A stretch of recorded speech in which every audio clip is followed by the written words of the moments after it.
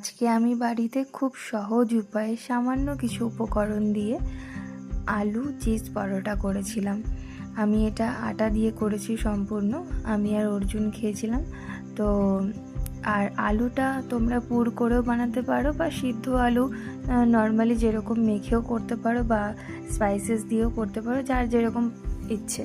তো আমি এখানে আলুটা আমার মতো করে মেখে নিয়েছিলাম আর দুটো ডো আর চিজটা রেখেছিলাম। অর্জুনেরটা আলু সিদ্ধ দিয়েছি আর মোজারেলা চিজটা দিয়েছি। তো তোমরা এরকম হাতে আটা মেখে দিয়ে প্রেস করে করে একটা আকার করে দিয়ে হাত দিয়ে একটু চেপে দিয়ে পুরটাকে ভরবে। দেখো আমি যেরকমভাবে ভরছি সেরকমভাবে।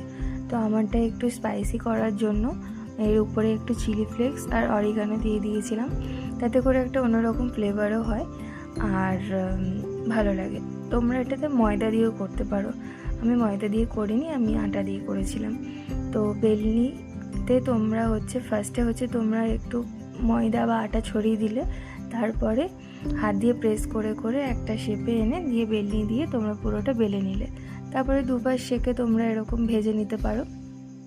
আর আমি তেল ব্যবহার করেছিলাম রাইস ব্রেন অয়েল। তো দেখো আমার এই পরোটাটা পুরো ফুল রেডি।